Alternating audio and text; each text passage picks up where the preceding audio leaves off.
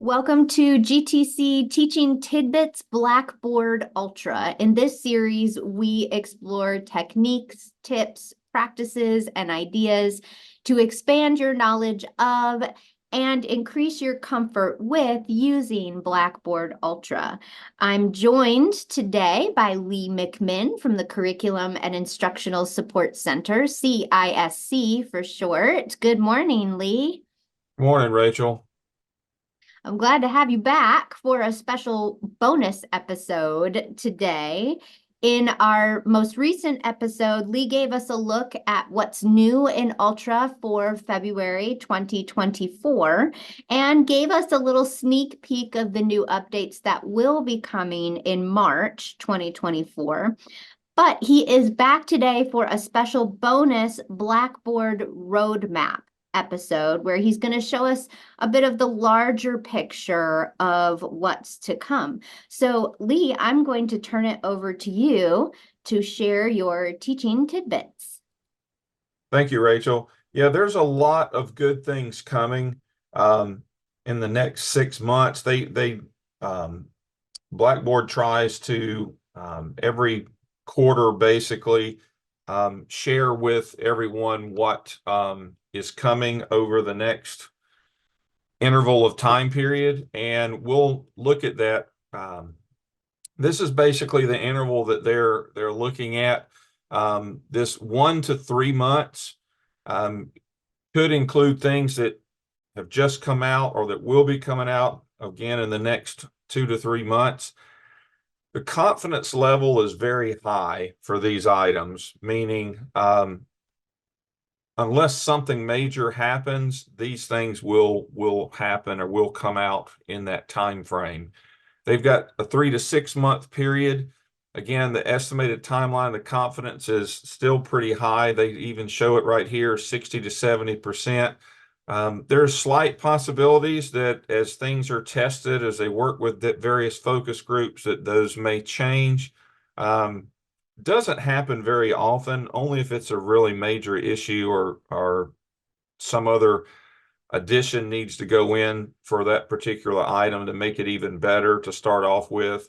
They'll pretty confident they're going to come out. And then the 6+ months, that is more likely to change. You see there's only a 30 to 40% confidence in that timeline. Again, because of they're just starting to work on that, or they've got some possible layouts of ways they think it'll work. But again, talking with focus groups on things like that may make it change. But we're going to kind of focus on, this is not everything that was in the roadmap, but it's all the main things that I think are really going to affect us at Greenville Technical College. One area is an instructional design, and some of the things we have to look at is an AI context picker. This we know is coming next month. It's already on the test server, if you will, where I've tried it out some, and it works really, really well. What this is, and by the way, we've turned on the AI tools across the board here at Greenville Tech. What does that mean? Well, for instructors, it means that you have the AI tools available to you in your courses now that you can use to create test questions, help create discussion and journal entries or assignments, and several other things that you can do with it. And we are looking for volunteers that might want to be in a focus group that would promise to use it in a semester and meet with us and the team to talk about what you think about the tools, how you think it can best be used, how it worked for you, and those sort of things. Again, this is only available for instructors, and it's to help you build better content and better course. But what this context picker is going to allow, this is what we don't have right now, and you can kind of see in this screenshot here, is basically the way this would do, and this is primarily for helping you build test questions. You could type in a description here, and this is what you can do right now. You could type in a description, and the AI tool would look across the course and look across the internet and help build questions based on that description that you typed in. Of course, the more specific you are, the better it is. But what it will also let you do now is you'll see this little box below that says select course items. You can click that and you're going to get a screen very similar to the course copy screen if you wanted to copy items, and you can dive into your course and select specific content in your course for it to pull those test questions from. And it will literally go through there and you can select the complexity, the question types, and the number of questions you want it to pull out. And it will go through that content and pull out questions based on those settings that you have.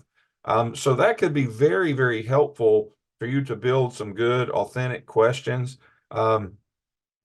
So this is a great tool that's coming actually next month, and you'll hear more about it when it comes out in our March releases. Another thing that's coming is some enhanced learning module navigations.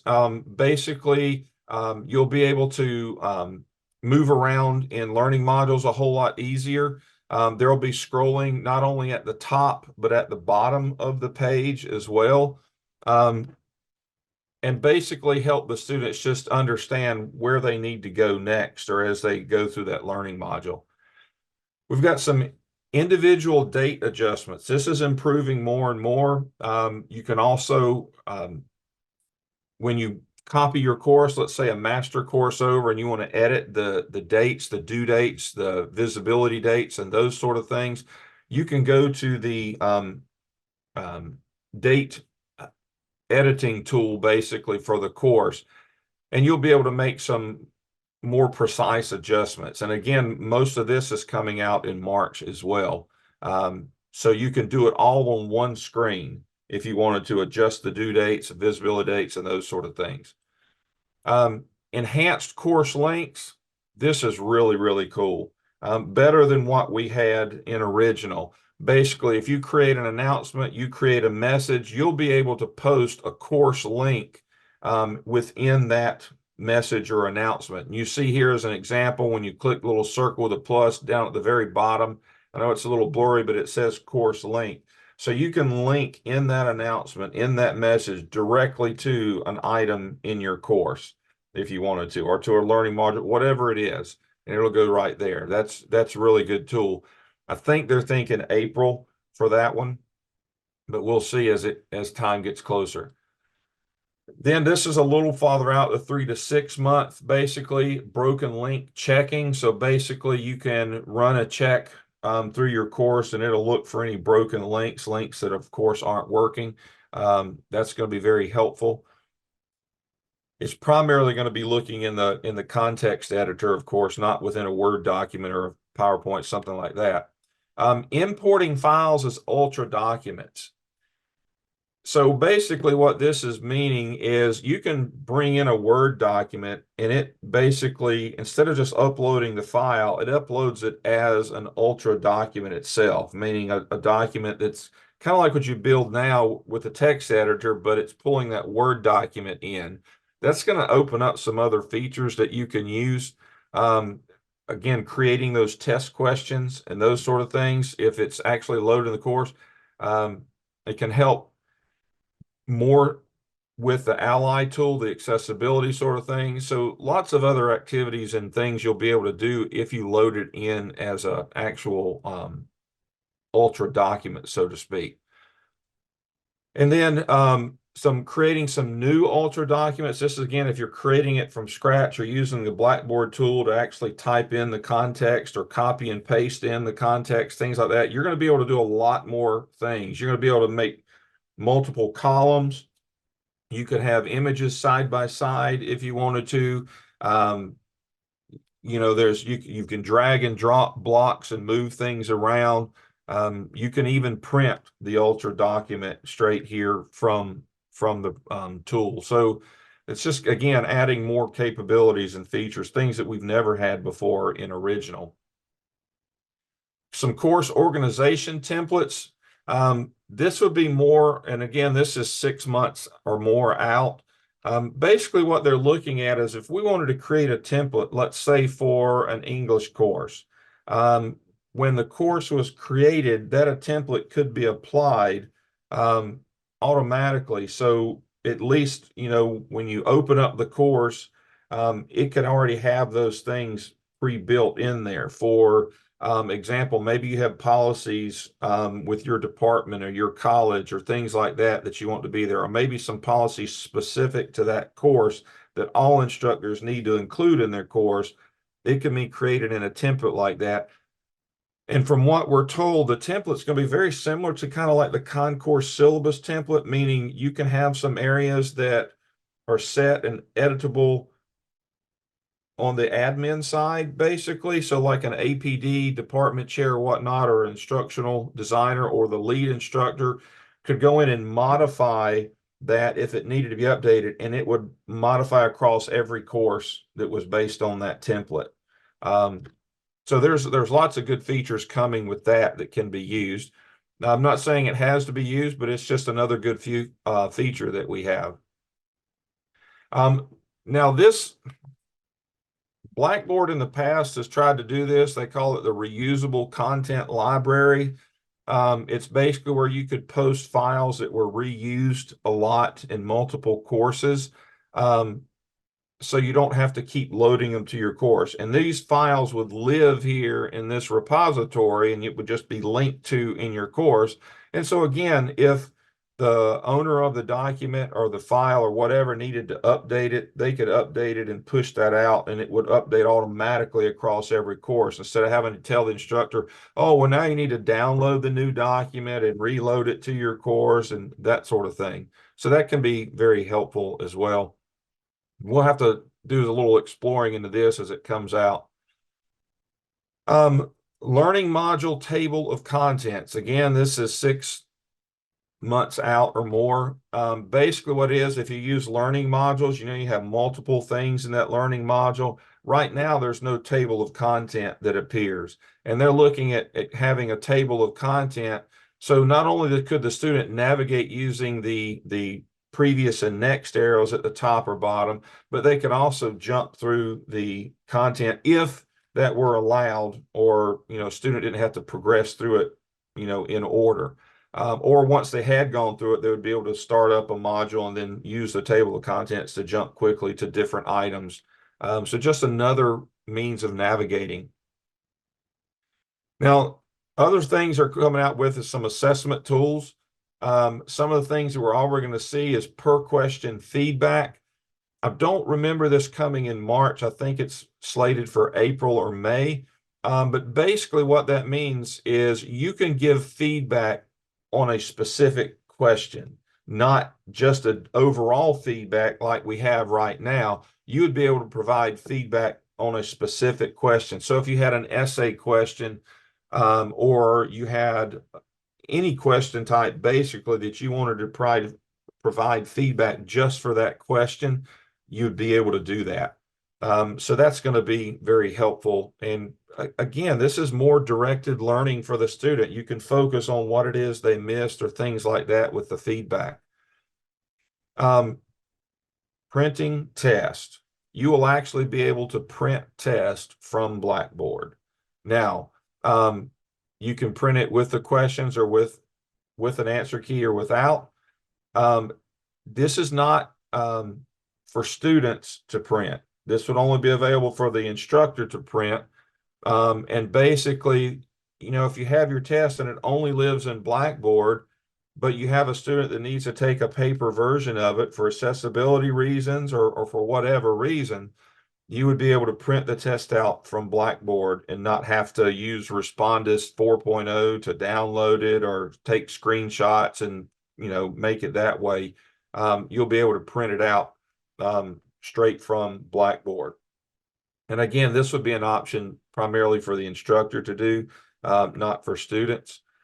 If they were to make it available where students could print it out, of course, it would be an option that the instructor could choose. It would not be that, but I think this first rendition is primarily just for instructors to print.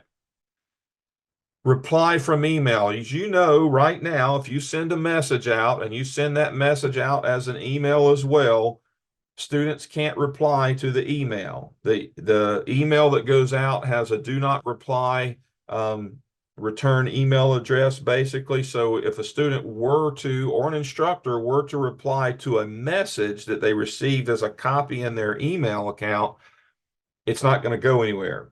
They can't reply to it. Well, that's coming. You would be able, when it goes out, you would be able to include your email address in there. So then a student could reply to that message from the email and not have to go into Blackboard and open the message itself to reply to it. So that's something that's coming there as well. I'm not exactly sure how they're going to track this. I mean, is the reply going to come back into the message tool? My guess is right now it will not, because Blackboard is not an email tool. So what happens is then you lose some trackability or verification that it was replied to if it doesn't come back into the Learn tool. So we'll have to keep an eye on that, how that's going to work. Anonymous discussions. Right now, you can't post anonymously to a discussion board. That's coming. I'm sure there's some cases where instructors may want that, especially if it's not graded and that sort of stuff. But you will have the ability to create an anonymous discussion post or discussion board. So that's, again, just another feature that's coming. And then, of course, this is our information at CISC. If you have any questions about what's coming out in the roadmap, or if you have, or in the future with Blackboard, or any other questions with anything that we deal with, you're welcome to contact us. And ask whatever you need to ask. We're here to help. Wow, Lee, these are some exciting changes and updates that are coming. I know some of them are a little further out, but I'm excited to hear about some of those increased options, like the navigation within the learning module, you know, the arrows at the bottom of the page as well as the top, a table Right. of contents. And I think that email option to reply back from the email notification is very interesting. It will be interesting to see how it all works and whether or not that's you know, something we'll want to actually turn on and make available to the students. You know, I'm thinking for keeping everything straight and knowing where the communication is coming from, so I make sure I'm responding in a timely manner to my students. Right. But definitely that could also clear up a lot of confusion, because I suspect that students still try to respond to that email even if it says do not reply. And I am sure there have been multiple instances where the student thought they responded and it went somewhere, but never made its way to the instructor. So I can see that being really helpful. But these are exciting things. I know some of them are a little further out, but definitely we'll be looking forward to hearing more in our monthly update episodes as those features become available. It seems like they're consistently thinking towards what will assist us in our instruction of the students and in the most efficient and time-saving way, so that our efforts can be really truly focused on the students. So that's exactly right. And there's more tools coming. I mean, I didn't mention all of them, and they're still on the drawing board in some cases, but with progress tracking, you know, see how the students are doing in the course, different ways the instructor can be notified of things like that. So pay close attention to some of the future teaching tidbits when we learn more about those things as well.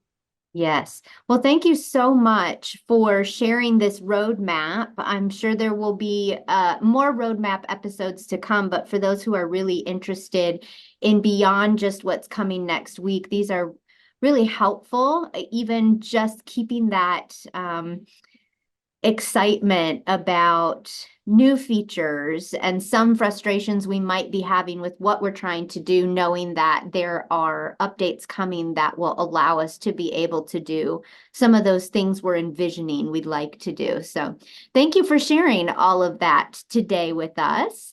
And of course, you know that if you would like to continue the conversation with Lee or any member of CISC, you are welcome to reach out. I have Lee and Rebecca's emails here on the screen, lee.mcminn@gvltec.edu and rebecca.roth@gvltec.edu. And of course, you could also reach out to the CISC's main email address, ciscstaff@gvltec.edu, and a member of their team will connect with you and get you the resources, answers, etc. that you need. So as you continue to watch these update episodes, if there's an area that you would like a deeper dive into, please let me know. We'll be happy to arrange for a more focused episode on one deep dive, if that will be a benefit. So reach out, let us know what you'd like to see, and we will work to make that happen. Well, that's our teaching tidbit for this bonus episode of GTC Teaching Tidbits Blackboard Ultra, and we will see you next time.